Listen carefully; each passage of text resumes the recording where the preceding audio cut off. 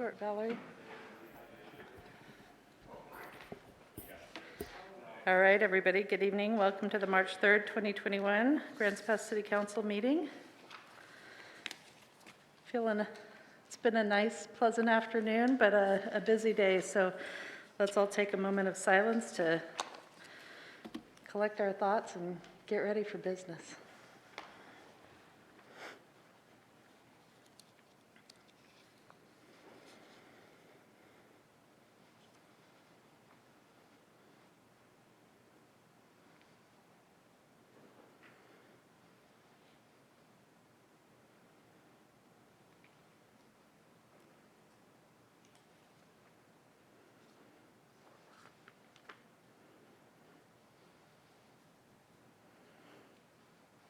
Please join me for the Pledge of Allegiance.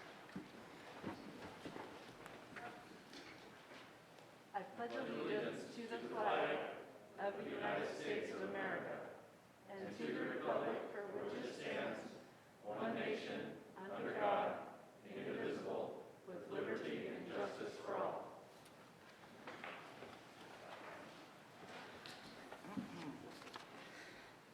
All right, roll call. Councillor King, are you here? Last time I looked, yes. Auger? Yes. Councillor Riker? Yes. Councillor Fazer? Yeah, present and ready. Councillor Pell? Here. Councillor De La Grange? Here. Looks like we're missing Valerie Lovelace at the moment. First up tonight, we have a public hearing. It's a sign code appeal on the Grants Pass Downs sign. Is this a legislative hearing, Mark? You don't need to read an admonishment on Oh, I it. don't need to read it? Darn, that's getting to be my favorite part.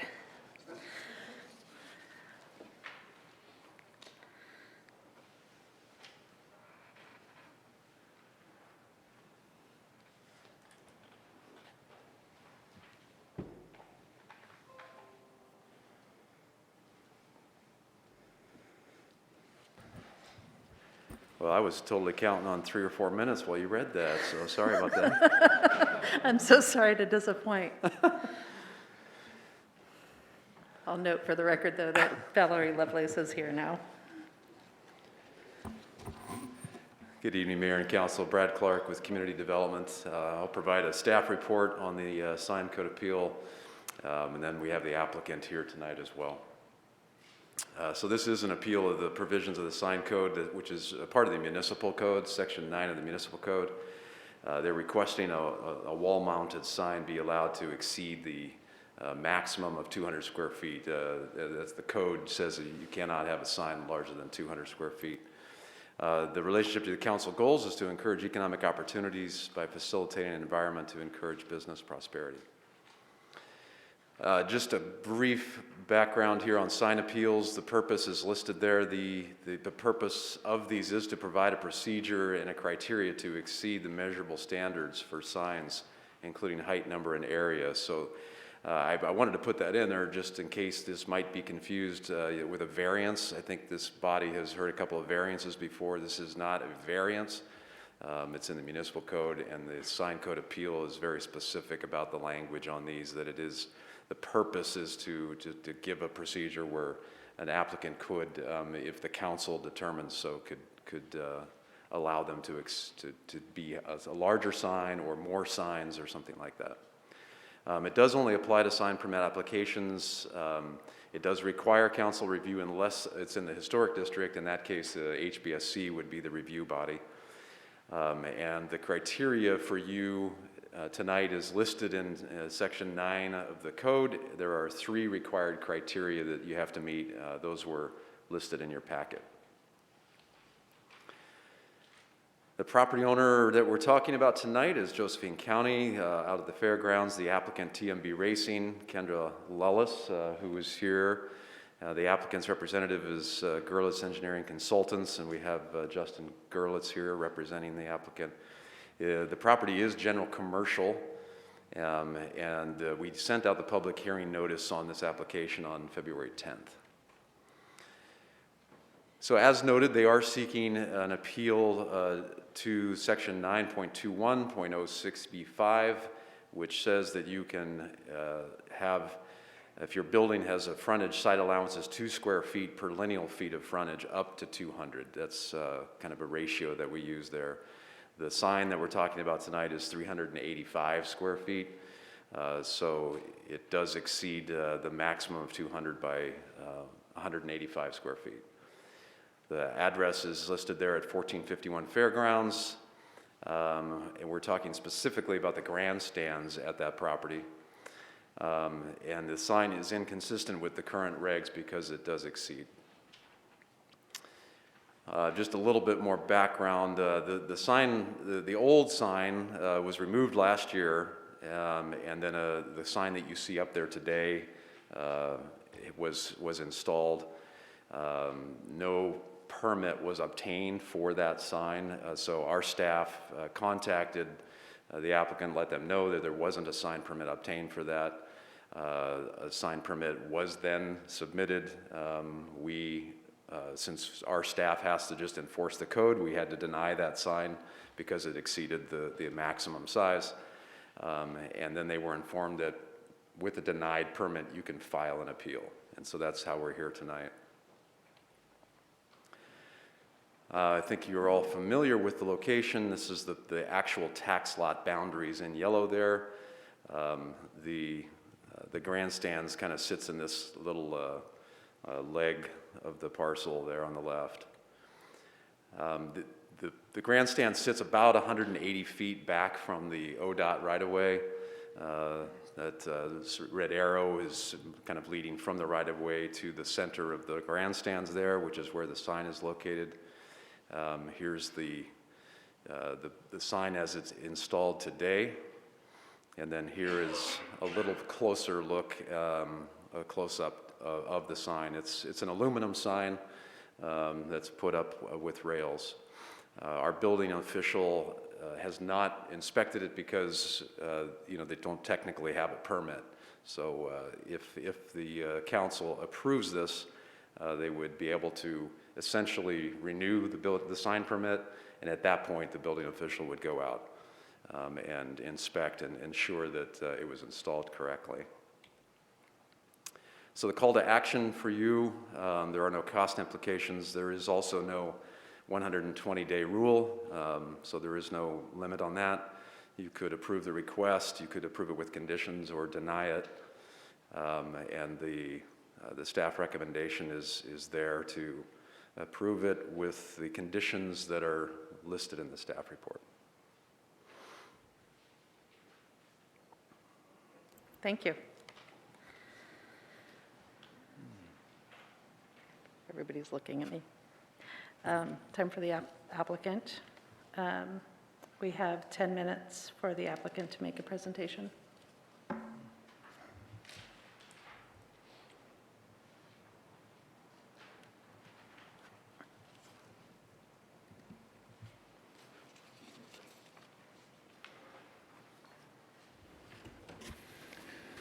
Good evening, councilors and mayor. Justin Gerlitz with Gerlitz Engineering Consultants. It's nice to see a couple of new faces tonight that I know I haven't met a couple of you, and Councilor Pell, nice to see you again on the council. Here tonight on behalf of TMB Racing, as Brad mentioned, we've got a sign out at the Grants Pass Downs on the grandstand structure that was unfortunately put up through a licensed sign contractor, but they did not pull a permit. So this kind of came not the direction I'd normally like to go, but it is installed, and we're here tonight to present to you why we feel that it, at its current size, is appropriate for this location. I think most of you are familiar with the grandstands, probably all of you are familiar with the grandstands. So this sits on the face of the grandstands facing the highway, right smack in the center of the structure. And as you know, there's been a lot of improvements out here at the racetrack. So this is one of the improvements they're looking to do at the Grants Pass Down, was to replace the old sign, which was pretty faded and aged. As Brad mentioned, the sign, what kind of makes this location unique is the sign is 180 feet from the nearest roadway and 43 feet up in elevation. So, just as a comparison, A typical commercial building could be as close as 10 feet to the roadway, and signs are typically mounted on the first or second story, which are far less than the 43 feet and 180 feet. So when it comes to viewing the sign, that distance really does make quite a difference as compared to a normal location. This is a street view from the edge of Redwood Highway of the existing sign. And up here, it's very faded in this photo, but it said Grants Pass Downs. That sign, as a comparison, was about 260 square feet if you draw a perfect rectangle around it, because it was just letters. And then today, this is from that same location, standing on the edge of Redwood Avenue of the sign as it sits. You can see, at a distance out there, it doesn't feel as overwhelming as it would if it was up close to the roadway.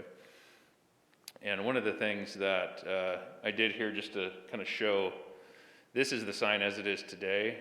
This is the sign as it would sit if it was built to a 200 square foot standard. So you can really see the difference, especially in the Grants Pass portion of the text.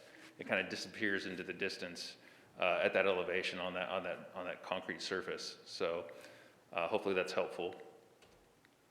This is the sign up close. As Brad mentioned, it is an aluminum sign. We did, at the request, once we found out that this wasn't permitted, at the request of the building official, we had a structural engineer evaluate it, make sure it was done correctly and secured, and that information has been submitted to the city. And I think, again, from based on the distance that it's at from the roadway and the elevation that it's at, I really think that is the reason that the larger sign is appropriate at this location. It's definitely something we would have came to you first on if I was involved in it and the applicant was involved in it. They just had assumed that the sign contractor pulled the correct permits when it was put up. And with that, hopefully that provides some clarification. I'm happy to answer any questions. Thank you. Do we have any questions? Rob? So why an appeal rather than applying for a variance? There's no variance process for the sign. This is actually like the variance process like we would use for a land use decision. And that's primarily because it's in the municipal code and not in the development code. So this is the process is, if we were to come in before we put this up, it would be to submit the sign information, the size that you're requesting, then the city would deny it, and then we had to appeal it to council. Any other questions? Rick? Thank you. Were you looking, when the sign was put together, I appreciate the forethought because when you're involved with letters and graphics, it's important to be able to read from the distance. So how did, they basically came up with this sign because of the frontage and also the fact you were visibly limited by the vertical size of it as well. And I think it has a very nice style. Is that what was behind that? Yeah, I mean, the previous, you go back to the existing sign that was up there that just said Grants Pass Downs, it was kind of centered in the grandstand space. So they were trying to replace that. Obviously, that's very difficult to read. It was, I think probably at one point it was painted and it stood out a lot more on the concrete. But it was very aged, and they wanted to have something that would last and be a little brighter, more catchy to the eye. So they came up with that, and they really wanted to incorporate the logo of the Grants Pass Downs too, with the horse on there as part of it, just from a branding perspective. And again, looking at the size of it would be at 200 square feet. It really just disappears into the building. You see the Downs portion of it, but the Grants Pass portion really does fade in there. Thank you. All right, not seeing any further questions from council, we'll open this up to the public. Is there anyone here to Thank you. speak on this matter?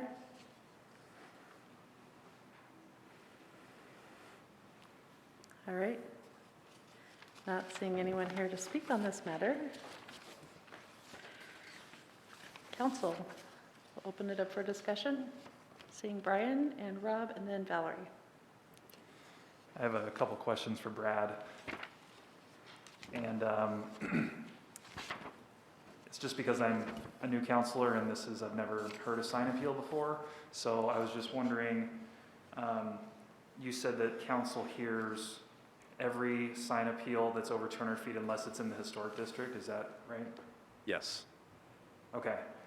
And then, do you have any idea just how often these kinds of things come up? Is it fairly rare, or is it fairly regular, or? I think it could be called rare, you know, I mean, it depends on the, you know, the commercial cycles and, you know, the permits that come through related to new commercial development. If you happen to have some that, you know, require the appeal, then that's when it would come to you. So it probably is a bit unpredictable, you know, just because it's tied to you know, non-residential development. Sure, thanks. Yep. Rob?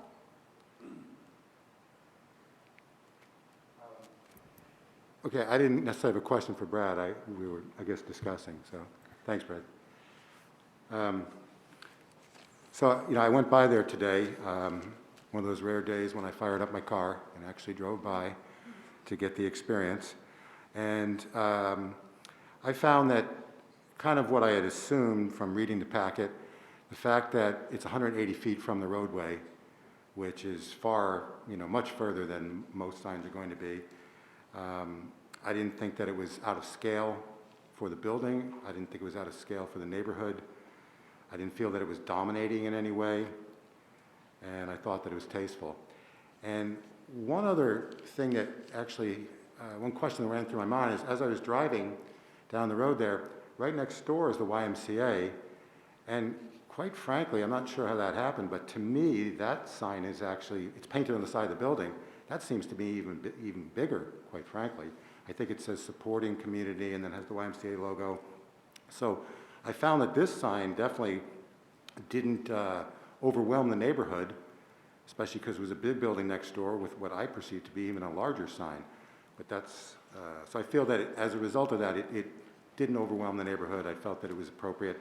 And also the fact that it's up so high.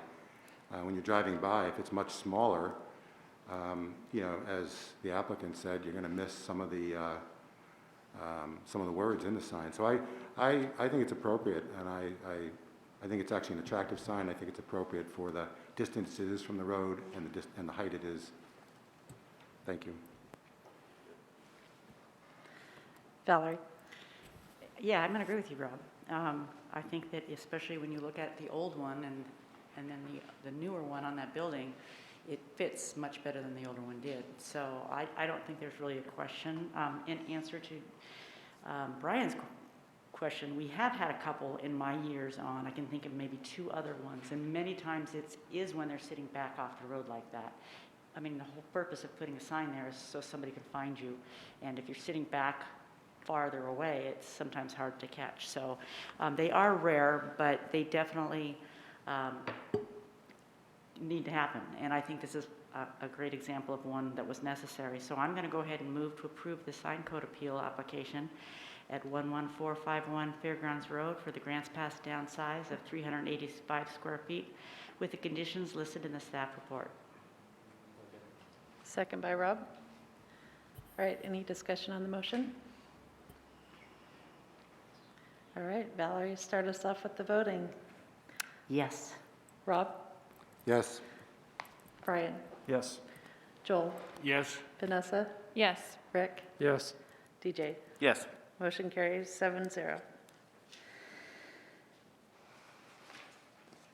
All right, next up we have a consideration of a resolution accepting the project closeout report on the findings of fact document that exempts the city from competitive bidding. And it looks like we have Jason Kennedy presenting. I do. Thank you, Mayor, members of the council. I have a fairly brief presentation for you, and this is the last time we'll be hearing about the Water Restoration Plant Phase 2 upgrade, which is awesome. Taking a big step back, because many of you weren't here when this project was started, we delivered this project through a unusual delivery method, and that's called a design-build delivery method, where we hire one contractor who is both the designer and the builder. It's a little bit different way to deliver a project, but per Oregon Revised Statutes 279C 335, in order to use that delivery method, the local contract review board must file a document which exempts the agency from competitive bidding. That is not to say that the project was not competitive from a financial standpoint, which we will talk about, but it is a process where you don't do a formal design a project, put it out to bid, hire the very lowest bidder, you hire the firm with the best contractual or the best qualifications, and then you negotiate that price pretty vigorously, actually. So that document must be heard at a public hearing and must be adopted. And it was important to note at that time, the passage of that resolution did not start the search for a design builder, nor did it authorize any funds be expended towards that project. It just allowed the council to deliver that project in the best method for the community. Passage of the resolution did, however, comply with state laws for alternate delivery and allowed you to do more work to select the delivery method that was the most appropriate for this project, for that project. So as I said earlier, you must prepare, the city must prepare that findings document, publish it, and it must be adopted by the local contracting review board. And you're probably going, well, who is the local contracting review board? And that is, by definition, you, the Grants Pass City Council. It's just a different, one of the many hats that you guys get to wear, and that's when we bring you all of our large-scale public works. You are actually acting as the city's local contract review board by accepting those contracts. And that authority is granted in the municipal code under section 2.23010. So in that findings document, which was included in Appendix B of the packet, we had to compare this project and look at it from a bunch of different angles. And in that, we had to consider the 14 items listed on the board. I'm not going to really go over all of them, but we focused on two of those primarily. One is that item G, reduction of risk to the city. And then I and J kind of go together, and it better enables us to control the market conditions and better able to address the complexity of the work. So the phase 2 project was touching every aspect of the water restoration plant. We were redoing the entire electrical system, the SCADA system, we were adding a new blower system, new aeration system. And so we had to do that while the plant was still running and processing wastewater. And that is a very complex situation. We could do it during a conventional design bid build, however, the risks would have been much higher, and those risks would have translated into dollars from the contractor.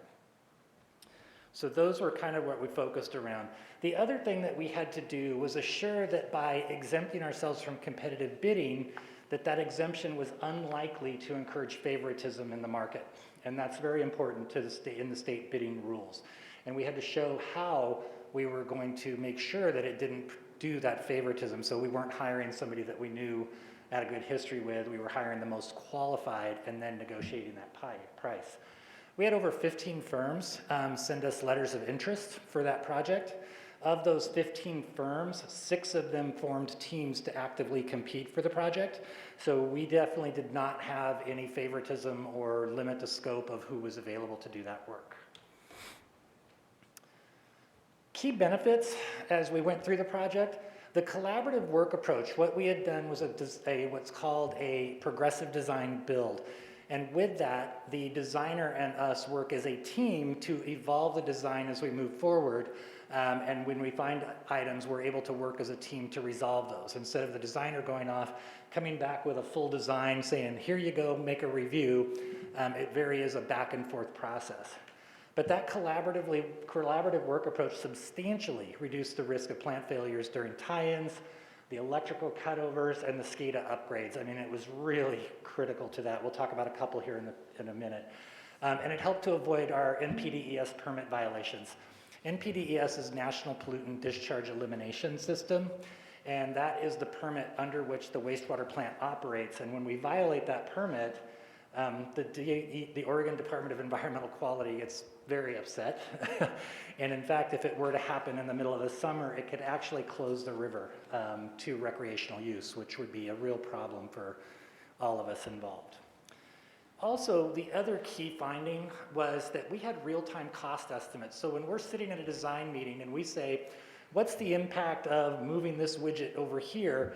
They're able to type that into their computer and give us back a cost immediately, and we can go, yep, that doesn't fit the budget, or no, it does, okay, let's do that. And then we can take this piece out and make those real-time decisions. It was very effective.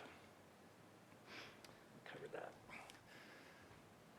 So the conclusions are, awarding this did not, it did not do any cost, we've had quite a bit of cost savings and substantial reductions in risk. The city and the contractor were able to manage that risk jointly. Normally with a design bid build, when we put out that bid packet and we hand it across, we're transferring all of that risk to the contractor, and that risk comes with a dollar value that's attached to it. You may not see it in the bid, but it's in there.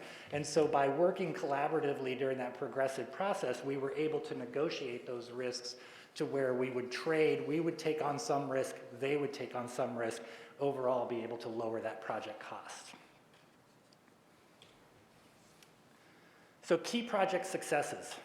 The project was completed $175,000 under budget, which is not a lot, but it was a huge project. One with some hiccups, some big, some small, and to be able to get that done under budget was great, under the GMP. The electrical system replacement, we replaced almost the entire electrical system in the plant without a shutdown. Pretty amazing when you think about it.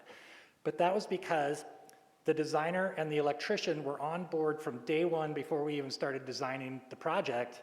And as it went through, they were so knowledgeable about the project that it just went flawlessly. The entire SCADA system, which is our supervisory and control and data acquisition system, was replaced and upgraded without an incident.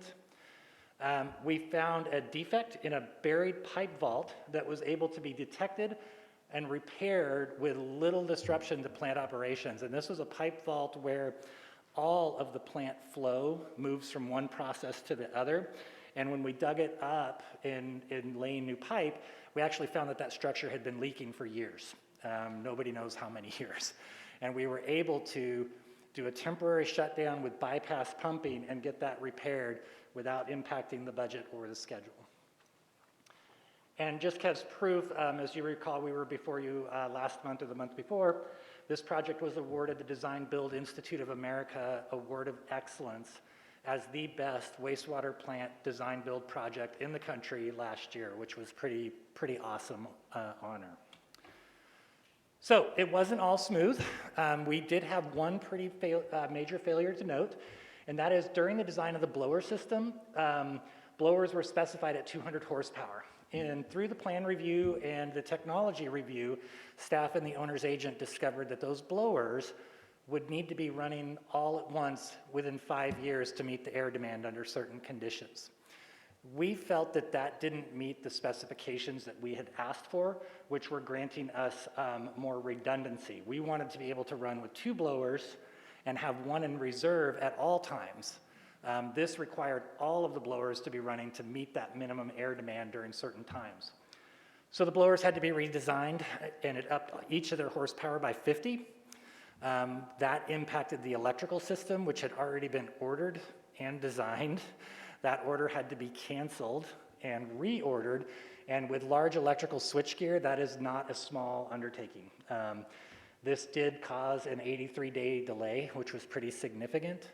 But the design builder not only acknowledged that they had made the mistake, they redesigned everything, reordered everything, and did that all at their cost with no extra cost to the city, which was pretty awesome.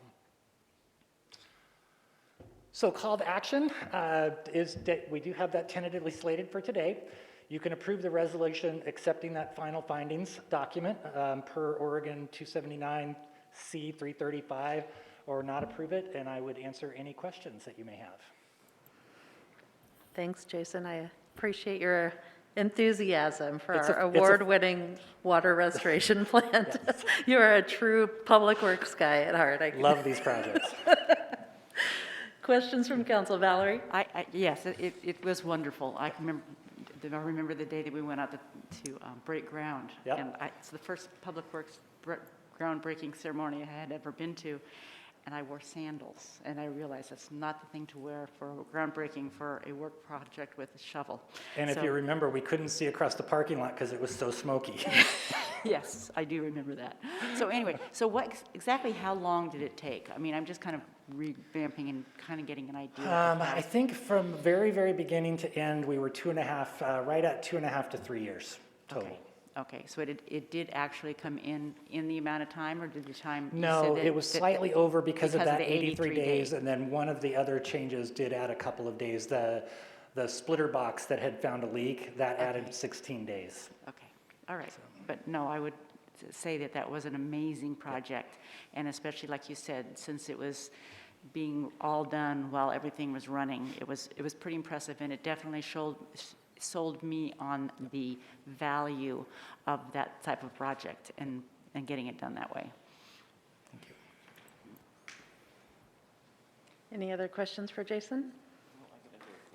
DJ? Just briefly, I didn't see it in here, so I likely know the answer.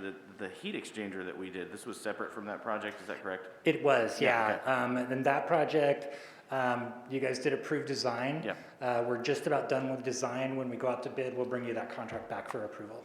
Very good. Congratulations, by the way. Great job. Thank you. All right, Or do we have to have, yep, we do. Go for it. do we do public comment? Oh, public comment. Is there anyone here to speak on this issue? Not seeing any, I will entertain a motion, DJ. I move that we adopt the resolution accepting the final findings of fact document summarizing the water restoration plant Phase 2 upgrade project. Thank you. Second from Rick. Discussion? Nope. DJ, how do you vote on the motion? Yes. Valerie? Yes? Rob? Abstain. Brian? Yes. Joel? Yes. Vanessa? Yes. And Rick? Yes. We have 6 in favor, 1 abstention.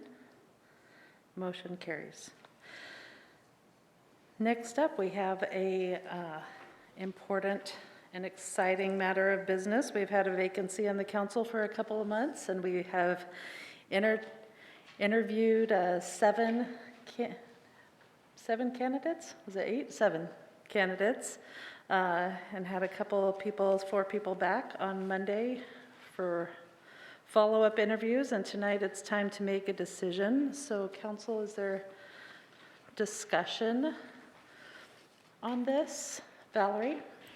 I don't know if discussion, I just want to open up and say, you know, how nice it was to get so many people interested in the position. It was exciting. I guess it goes to show those mailers work, so it was really nice to see the applicants.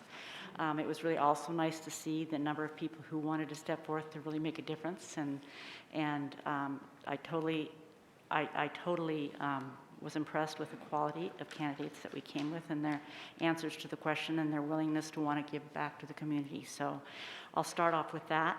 I will also move forward and just say, you know, it's always hard to make a decision, but I think one of the things in this particular case, since it is a 2-year position, finishing up Dennis Roller's 2-year bid, and so you're kind of jumping into the middle of a position, and so you're jumping in, and so one of the things that stood out to me in probably this last interview is that I felt more people had experience on budget committee and in positions that were similar to council, where they had to make big decisions, and had more experience understanding budgeting and that sort of thing. And so I tended to show a preference for those who had budgeting experience and working with that. So with that, I would actually, there was 2 of them that I felt would be able to jump in and run with it, and that was Matt Lund or Curtis Collins. So those would be my 2 preferences, if we want to start off that way, or if you want me to just choose my highest, whichever. Well, maybe I should step back and explain Yeah. what tonight's process is. So we do each have a sheet, a yellow sheet at your desk. So you're going to, when it's time, first we'll discuss, and then when it's time, you'll indicate 1 preference on the sheet and pass it back down here, and then I'll read the names of the candidate or candidates who receive the most, I guess, nods in this kind of preference poll, And then we'll entertain a motion on who you would like to see go forward, and we'll take a vote, and we will vote until one of the candidates receives a majority vote. So I think right now is just your time for discussion. Okay. If you, and we can have more discussion after we do the preference poll if you'd like. But if you have anything to say before we do the preference poll, this would be that time. So let's do Rick and then Rob.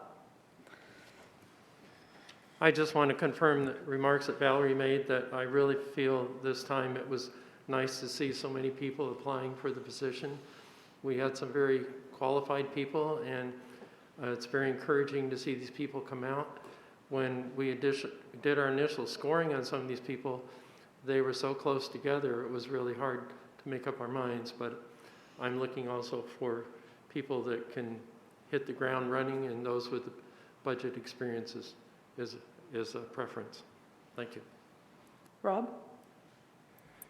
Yeah, I would agree with both Valerie and Rick. I also really appreciated the process, because I think that as it went along, like the second round of interviews, I think people started creating some separation as far as my preference for them became more clear the more I got to know them. I also would like to say that to everyone who applied, anyone, the three that aren't going to be chosen, I probably, without going into the Grants Pass history, I'm probably the only person in Grants Pass who's ever applied twice to be appointed, been turned down twice, and then elected. And so my point is that, especially the second time, I mean, I knew that I had things that I could offer the city and offer the residents and offer the council. And within a day or so, I decided that I was going to run. And I let the people decide. So the three people that don't get chosen, it doesn't mean that you're closed out of the council. It just means this group of 8 people at this particular time for this particular purpose decided that maybe you're not the best choice. In 2 years, and you can run, and if any of you wanted any advice on running or things like that, I'd be happy to share with you what I know. But you can run, you can apply for different committee and commission positions, which I feel that especially the 2 younger applicants would really do well to be, because they seem like very good people. I think that they would do well to get a little more experience in the city government realm. And the city would be lucky to have them, quite frankly. Thank you. Okay, I'm not seeing any more hands, so at this time, let's move forward with indicating your top preference on your yellow sheet. Sign your name to it and pass it down this way. And while they're doing that, I'll just echo Rob's sentiments that I've heard really good things about all 4 of these applicants from the council. I think we would encourage any of you to apply to be on city committees or run for a position in the future. So.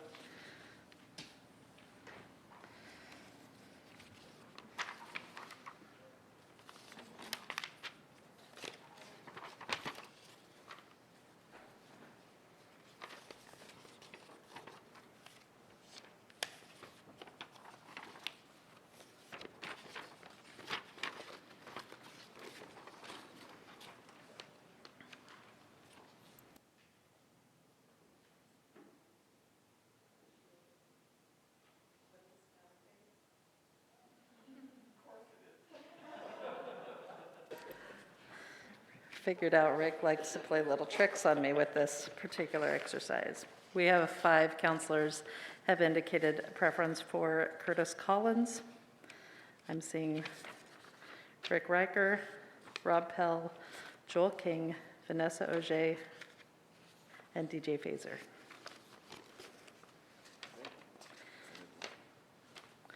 DJ. I move to appoint Curtis Collins to Grants Pass City Council. Brian? I would just like to make sure that all of those were read before we move forward. Okay. Thank you. Is there a second on the motion? Second from Rob. We have Amber Neek, Brian De La Grange, and Matt Len from Valerie Lovelace. All right, discussion on the motion?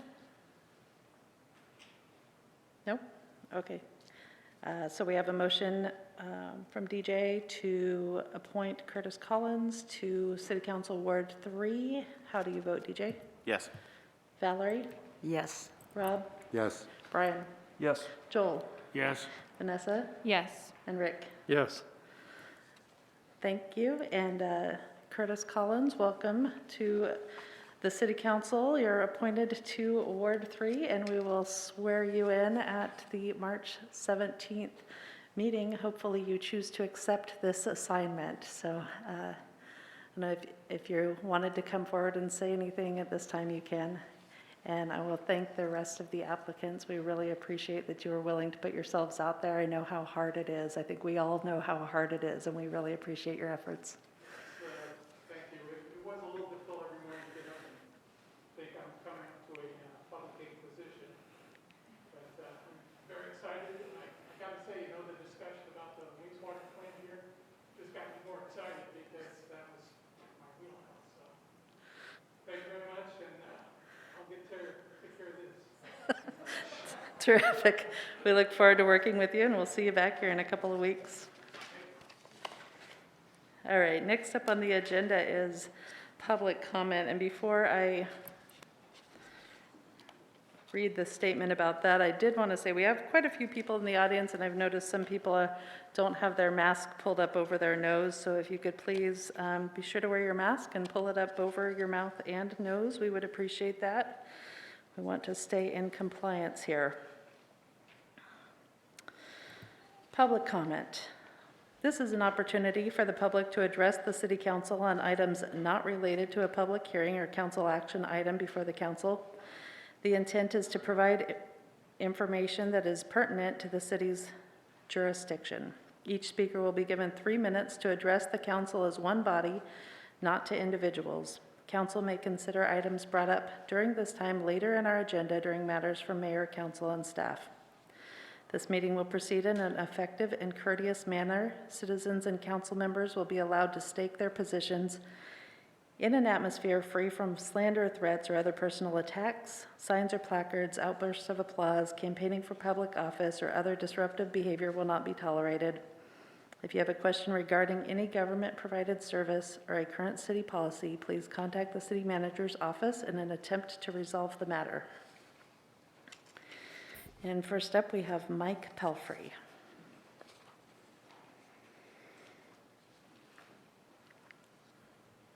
Hello. Hi. So, my wife and I just, probably within the last 30 days, had the opportunity to drive from South Carolina back to Southern Oregon. And when people said, well, why would you want to go back home? Because aren't you guys shut down? Which I drove 3,000 miles and I didn't have to worry about shutting down, being able to stop for the night and have a drink or dinner until I got to my own home here in Oregon. How is it that Portland, with the size and the population, how is it that Portland is open for indoor restaurants and yet little old Grants Pass? Mike, could you please pull your mask back up? Thank you. Oh, and so that's a question I want to ask of you. What are you doing for those business owners out there that are struggling, that unfortunately are having to turn people away and they're having a hard time with their bills?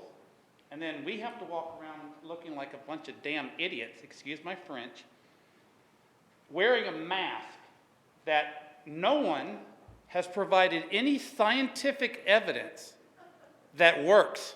Zero. Do you have it? If you do, would you mind putting it out there to the citizens so that at least we know that these things work? Do you know how many, I haven't washed this mask in I don't know how long. Have you looked at the streets of Grants Pass lately? Do you know what our newest litter problem is now? Do you? Guess what? They're these frickin' things. So, as you can probably tell, this subject is really sore with me because we don't get this. I didn't get treated like this. People look at you now when you go into a grocery store, and if you absolutely have this down below your nose, because guess what I like? I like freedom. And I like to be able to breathe fresh air. And so this, I ain't ever doing again. See ya. Thank you. Steve Nelson.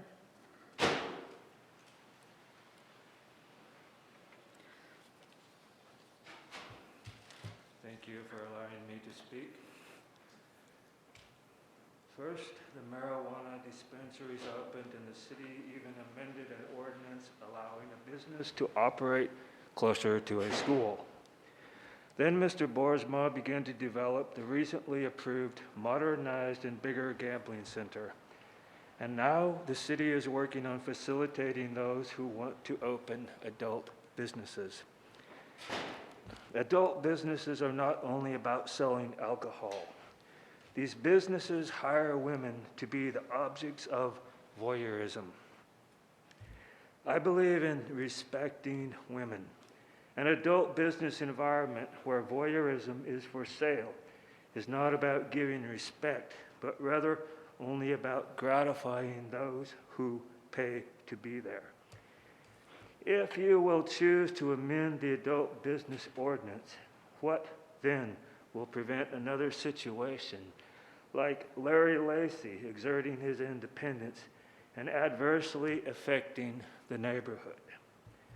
The very nature of this type of business can be problematic. There may be some who are offended by what I have said, but I can only stand firm according to my spiritual convictions. Therefore, my questions for the council are these. How much are you willing to facilitate adult businesses selling voyeurism? And is amending this city ordinance and thereby having the business taxes worth the social and morality issues which could be the result of this type of business? Finally, I agree with Mr. Riker, who does not want to go down this road. Thank you. Thank you.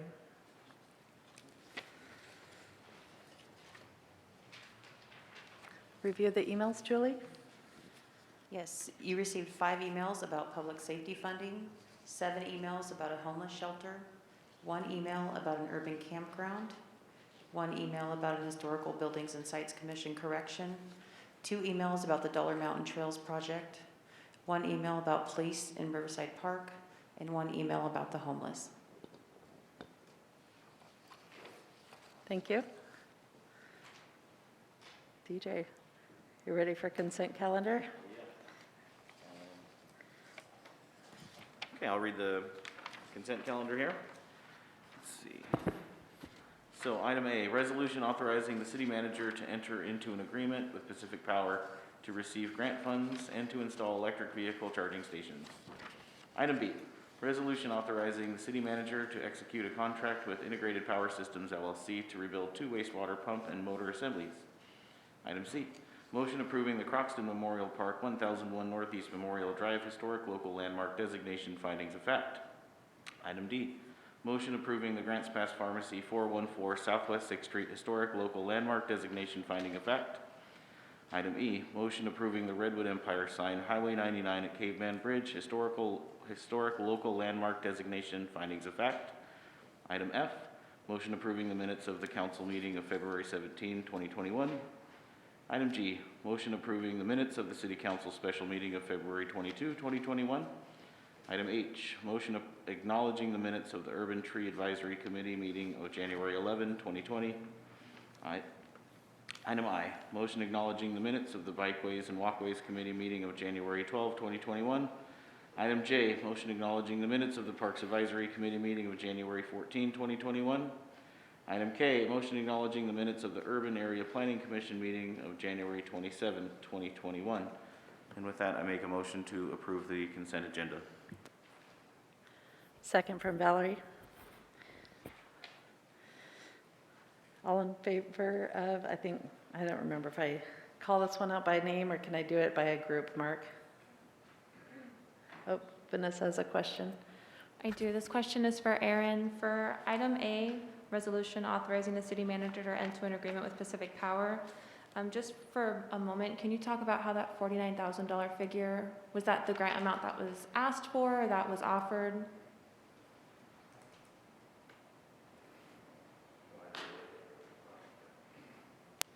So that was the amount that we were awarded. The original grant offering was for more than that, but they had such a large outpouring of grant applicants for this project that they reduced everybody's amount. We think we're going to be able to install 2 chargers for that, and we'll be coming to you with some prospective locations in downtown parking lots. Wonderful, thank you.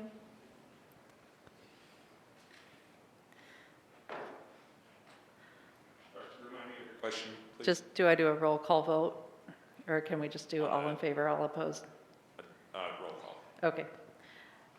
Any other questions before we go? Okay, DJ, Yes. Valerie, Yes. Rob, Yes. Brian, Yes. Joel, Yes. Vanessa, Yes. Rick. Yes. All right, consent agenda is consented to. Review public comment. Anybody have any? Rick? I appreciate Steve Nelson supporting the position of not making changes to the adult ordinance. Thank you. All right, committee motions. We have a motion from the Parks Advisory Committee.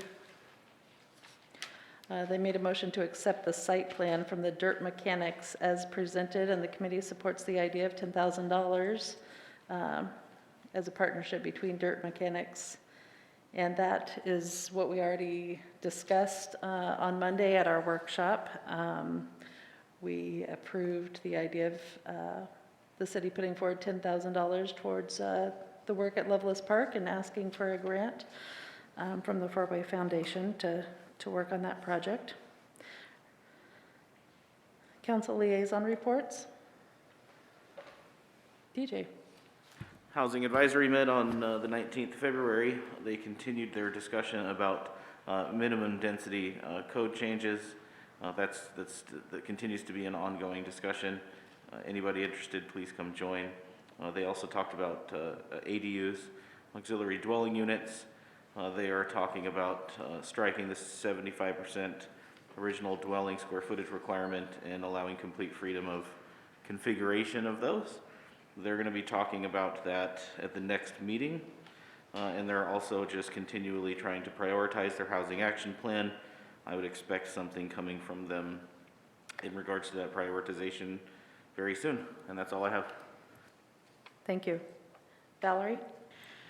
I had 2 committees. One of them is the Mid-Rogue Metropolitan Planning Organization met, and basically February's kind of first kickoff meeting is to go through the bylaws and fees that each organization pays. Then we also just kind of started the review of the Unified Plan Work program going forward. And so there wasn't a lot, but I was just going to say I'm anxious for DJ to get on there, and this is actually why I was a few minutes late, because I was looking over what we've talked about, and just to get an idea of how far out transportation looks at. When they put together the regional transportation plan, it was from 2015 through 2045, and that was approved back in 2016. So that's how, when you're looking at pictures in transportation, how far out you are looking. And I would expect there will be changes, and right now there's a lot of flux as we're all looking to the federal level to see if they are going to actually come up with an infrastructure and transportation plan, because that could even alter, what goes on here, which in could alter it in good ways. But there is a chance with the change in the populations that the MR-MPO and the Rogue Valley MPO may indeed become one again. So just goes to show how, crazy it is and how long out. And I had to put in, these are the 2 pages, DJ, of acronyms that you will need to learn for the Transportation committee. So that just kind of gives you an idea of what you're working with. And then the other one is just the DMO, is we've been having weekly meetings. So far, we do have the bylaws. We've gone through and gotten the bylaws put together. We just came up with a press release. I think this next week, they're going to go out and start recruiting for new members for the actual board. And I know the city's working on putting together a contract together, and we're hoping to come up with a really good, March 15th, it's on the agenda to have the discussion and have things and their progress brought forth to the council.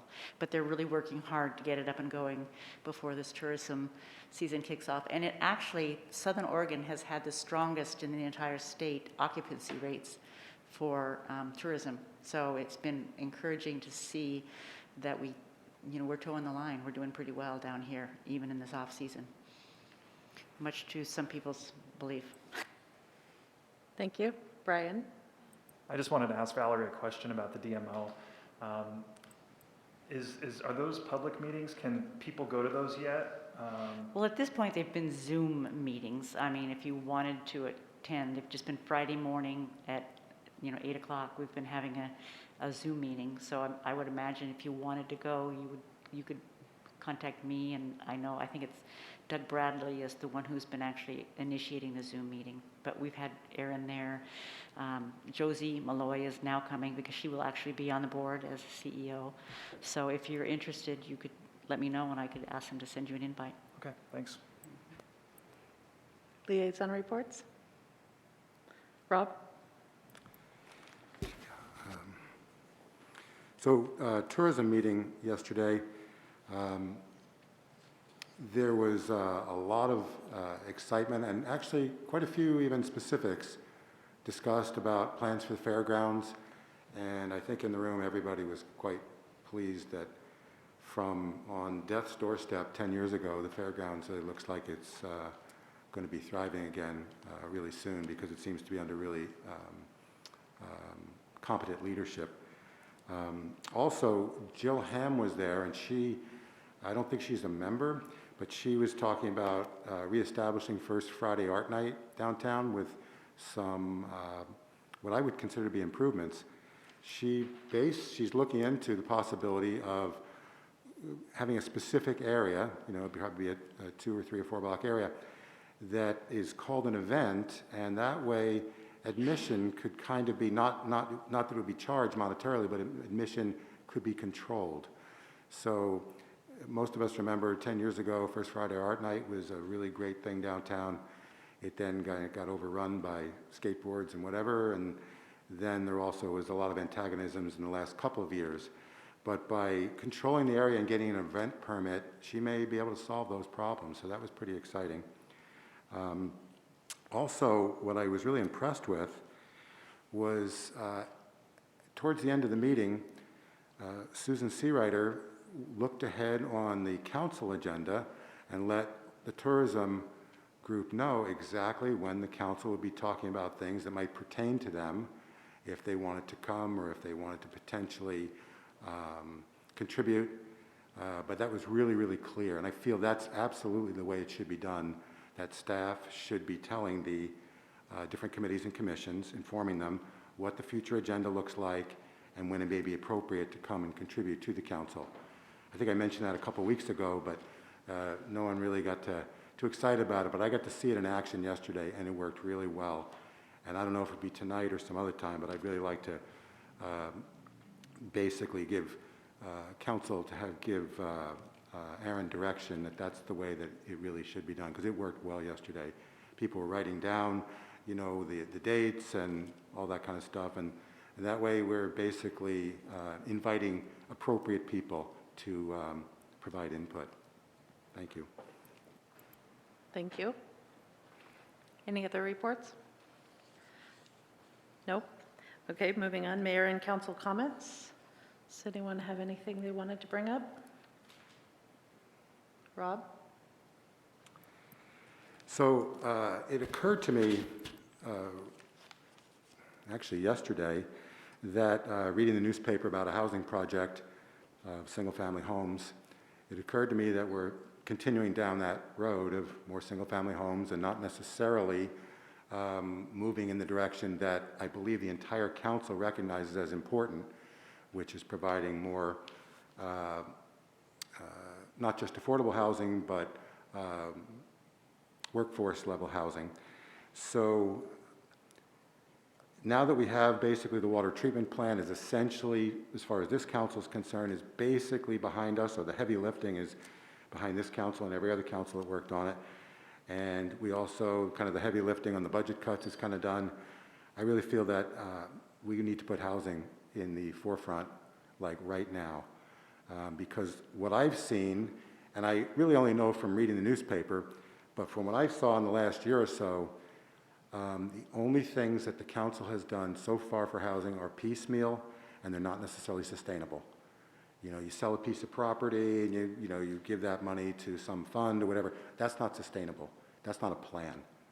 That's at best a Band-Aid. So I'm really wanting to urge the council to, as soon as possible, try to get together with the Housing Advisory Committee. I know that they are right now prioritizing their list. I know the last time I looked at their list was 41 actionable items that we can get moving with. They're prioritizing their list, and I would say that as soon as they're done prioritizing their list, I feel the council should hear it, and we can then start prioritizing our list and actually start to take action in sustainable, long-term ways. Thank you. Vanessa? Yeah, I have a few things to bring up. The first is that right now, the Chamber of Commerce has free personal protective equipment to give to the community, business owners in the area. That includes masks, gloves, sanitizer, and wipes.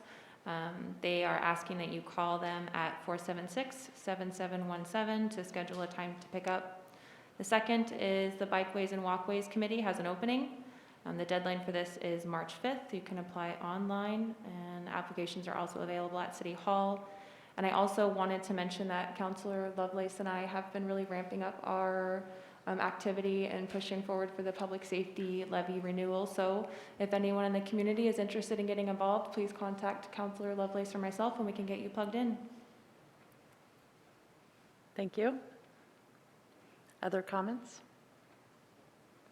Valerie? I was just going to add on to that with Vanessa and just tell you that I have sent out, because oftentimes the council will put together a letter. So I asked for people, somebody who might be interested in writing that letter, because the May 21st is the arguments in favor need to be written to put in the voters pamphlet. So that's an update, a date coming up that we need to. March 21st? March 21st, yes.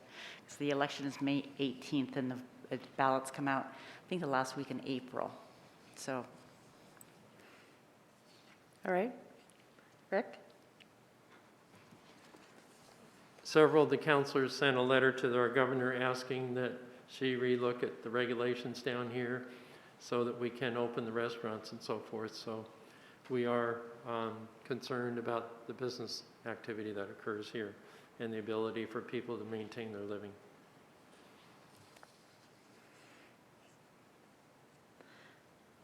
All right. Staff comments?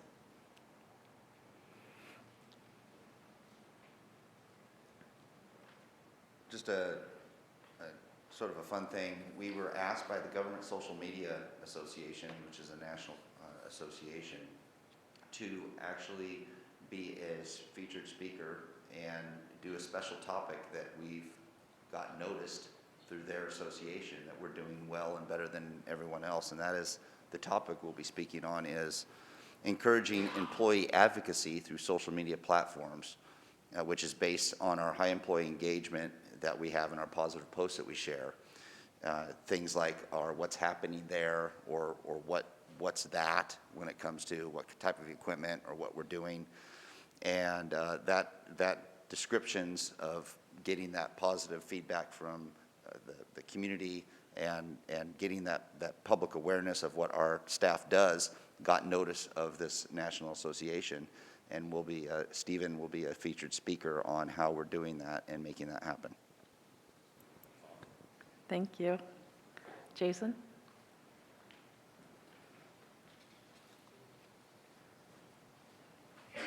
Thank you. I just wanted to share a couple of very, very, very quick slides, if I may. Councilor Pell, you referred to the heavy, heavy lift being done for the water filtration plant, but I've got a lot of very small lifts coming for you. A lot of decisions that we'll still have to get in front of you and we're kind of excited about. But what I did want to let you know is kind of a tentative schedule of events of what's going to be happening now that we do have possession of the property. The first is the J Street property cleanup. So there is quite a bit of cleanup on the property that has to be done, some buildings that have to be demolished, some environmental cleanup issues that have to be remediated, in addition to some stormwater work that has to be done.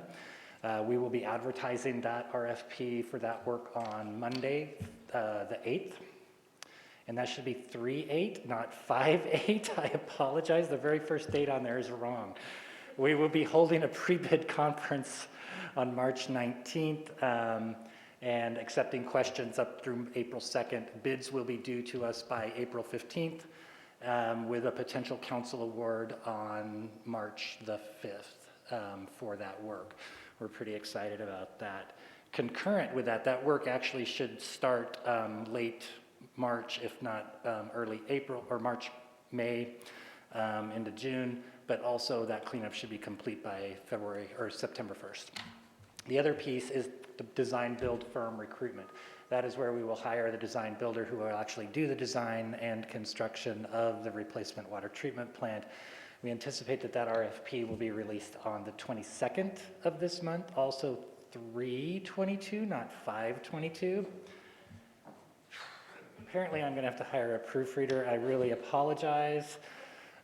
We will be holding confidential meetings with those contractors teams, of which we believe there will be 6, which is amazing. That is a huge turnout for this project.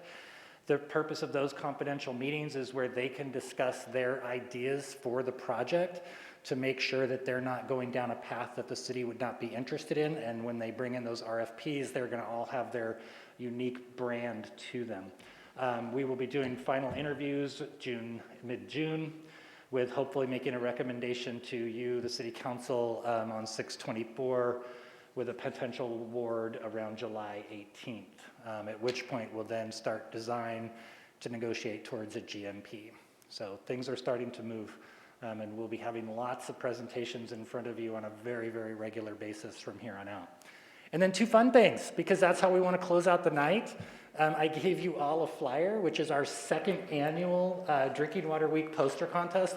This was really successful last year, so we're ramping up our efforts this year. We want to get this contest into every child's hands and get them to submit lots of posters about how drinking water affects them. The reason this is so great, not only do they get to win a cash prize, but their photo or their drawing goes on the side of a bus for a month in the summertime, which is really awesome because they get to see it driving around town. So it's a pretty exciting deal. And then also our fall leaf collection, or spring leaf collection, and our regular notices. So that's what I had. Thank you. Thank you, Jason. Any other staff reports? Can I Brian? just ask a quick question? Yeah. I was just wondering if there was any update on the parklet situation yet. I know we talked about that weeks ago, and I just didn't know if anything had happened yet.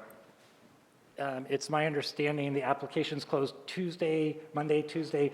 They are being installed on Friday, not on 6th Street. There's still some hoops we have to jump through to be able to put them on 6th Street, but they will be installed on every other street but on Friday.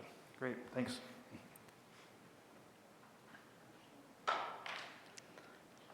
Well, it's only 7:10. Nobody has anything else to talk about? All right, I'll entertain a motion to adjourn. DJ. I move to adjourn. Joel with the second. All in favor of adjourning? Aye. Any opposed? All right, have a good evening. See you Monday.